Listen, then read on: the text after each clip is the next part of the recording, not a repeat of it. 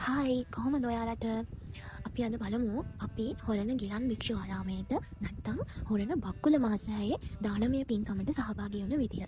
මේ තියෙන්නේ හොරණ බක්කුල මහසෑය. මෙතන ඇත්තටම ගොඩාක් ලස්සනයි. හරියට හිත නිවන තැනක්. අපේ තාත්තගේ උපන්දිනේට තමයි අපි මෙතන දානමය පින්කමට සහභාගී වුණේ. ඇත්තටම එතන අපිට කරන්න ලොකු දෙයක් නෑ. අපිට තියෙන මේ දේවල් වලට සහභාගී වෙන්න විතරයි. එතනින් සේරම දානේ හදලා ඔක්කොම දේවල් කරලා දෙනවා. අපිට තියෙන්නේ පින්කමට සහභාගී වෙන්න.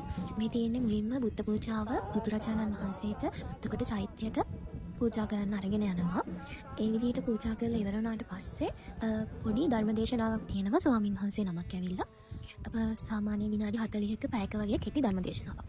ඒ ධර්මදේශනාවට පස්සේ ගිලන් භික්ෂු වහන්සේලාව ඒ හොස්පිටල් එකේ ඉඳන් වඩම්මගෙන එනවා දානශාලාවට දානයට සහභාගී වෙන්න. මේ තියෙන්නේ ඒ ගිලන් භික්ෂුන් වහන්සේලා දානය උදෙසා වඩින වෙලාව. මෙතනින් පස්සේ භික්ෂුන් වහන්සේලා දානය වළඳනකොට වීඩියෝ කරන්න අවසර නැහැ.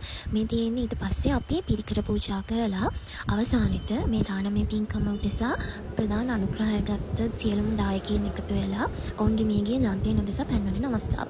මෙතනින් සියලුම වැඩ කටයුතු ටික ඉවරයි. ඊට පස්සේ ඉතින් අපිත් කෑම කාලා එතනින් එන්න පිටත් වුණා. මේ විදිහට තමයි අපි හොරණ ශීල සුව අරණ ගිලන් භික්ෂු ආරාමයේ දානමය පින්කමට සහභාගී වුණේ මගේ තාත්තිගේ උපන්දිනයේ නිමිත්තෙන්.